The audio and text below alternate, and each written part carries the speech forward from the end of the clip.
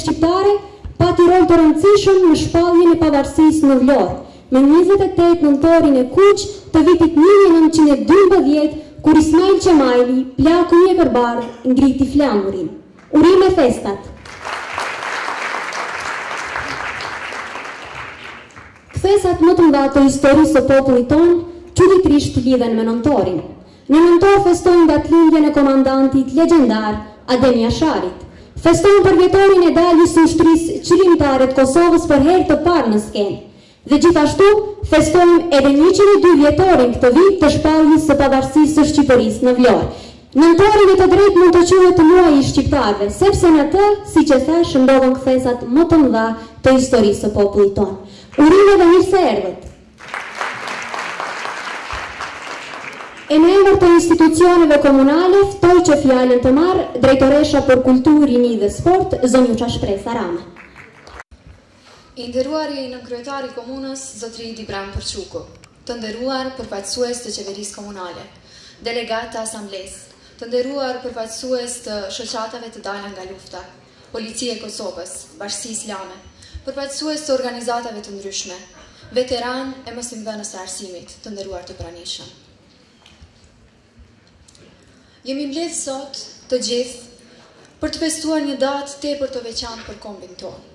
Është pikërisht 28 nëntori, dita e flamurit, 102 vjetori i shtetit shqiptar.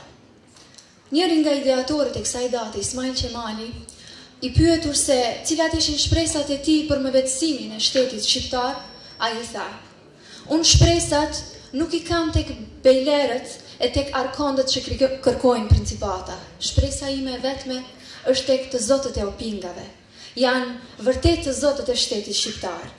Pra, jemi ne shqiptarët, ne shqipet, ne plisbardhët, jemi ne ai populli i përvuajtur ndër shekuj që derdhëm gjakun për tokën tonë. U sprovuam, na dëbuan, na i dogjën shtëpit, na vran, por ne përsëri lindëm, përsëri filluam jetën në tokën tonë, sepse ishte e jona. E diçka që ta dha Zoti, s'mund ta marrë as fuqia më e madhe e botës. Mjaft provuan, na sfiduan, por përsa kohë rodhi në damar ky gjaku i shqiptarit, çdo sfidë ishte humbje e radhës për armikun. Sulejman Voshin, pasi e zu në pabesi Osmanlit edhe e varnin, ja kërkuan fjalën e fundit. Ai tha: "Mua mund të më varni, mund të më vrisni, por unë jam një. Por malet e Shqipërisë ku luftojnë trimat shqiptar, as nuk mund t'i varni, as nuk mund t'i vrisni. Dhe jemi ne, të sy pa trembur para armikut. Nuk trembemi sepse kemi të drejtë, sepse mbrojmë tokën e të parëve tanë." E çmoj shumë një thënie të kryetarit tonë të komunës, zotri Bajram Ulaku, i cili sëresh të thëni se historia që harohet përsëritet. Edhe sa herë që dëshiron të ecësh para, ktheje kokën prapa edhe kujtoje të kaluarën.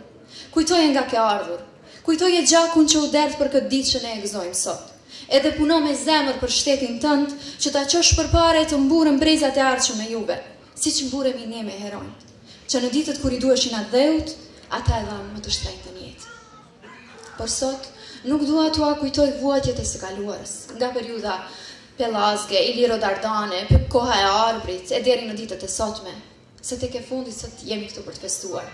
Kësaj feste i parapriu edhe his boletini i cili rrugës për në Vlorë, në Myzeqe ndali një trime dhe i tha: "Bacais, po të pret Ismail Qemali në Vlorë, sepse e ngriti flamurin e Shqipërisë." Ai u kthye: "Jo, mor bir, nuk është vetëm flamuri i Shqipërisë, është flamuri i gjithë shqiptarëve.